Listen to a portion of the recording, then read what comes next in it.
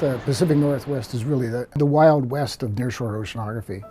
We have the biggest waves, huge swells, broad, wide open beaches backed by sea cliffs. A lot of our beaches have relatively fine sand, and so the beaches are evolving very rapidly and the signals are large. This is where you might go to enjoy the beauty of the ocean or the waves. This is where you might go to swim, recreate, go surfing. It's also the part of the ocean that has a lot of resources, so as far as the fishing industry is concerned or wave energy extraction, the nearshore ocean is the part of the ocean that's going to provide us with those resources. It's the area where societal pressure, increasing societal population pressure, and increasing threats from the ocean meet and do battle. And so that's a strong motivation for trying to understand how that system works. The coastal hazard problem affects an enormous number of people.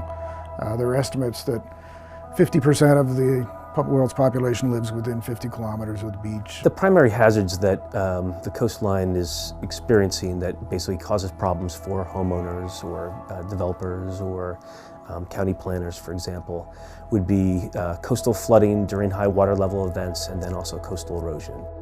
So we can study the ocean with a number of different methods. One of those is, for instance, to go out to the ocean and measure what the waves and currents are actually doing. And traditionally, people have done this with in situ instrumentation, where you actually put an instrument in the water and measure the flows. However, maybe more recently, the idea has come about to look at the ocean from above, so with remote sensing instrumentation.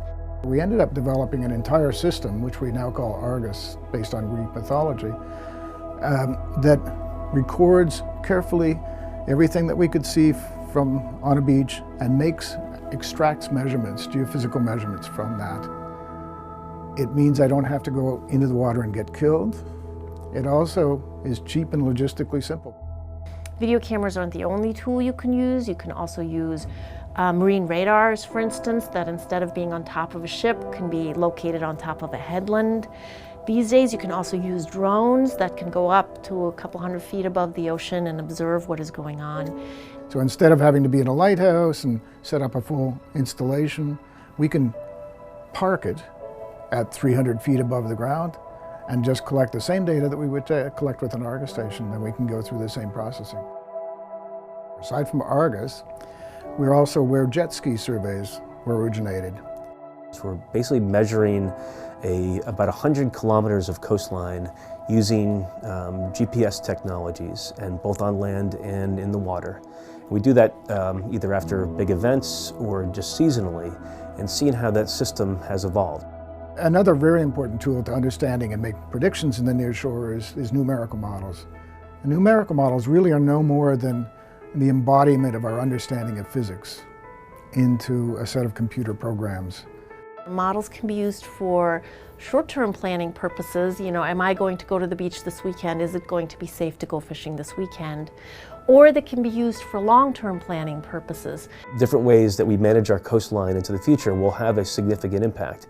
We actually have the ability to manage the coastline such that we can reduce the hazards, or at least change the way that people are impacted by those hazards. We can't tame the ocean, but perhaps we can understand it and predict it to a degree where we can minimize the dangers it poses so that we're free to enjoy the beauty that it offers.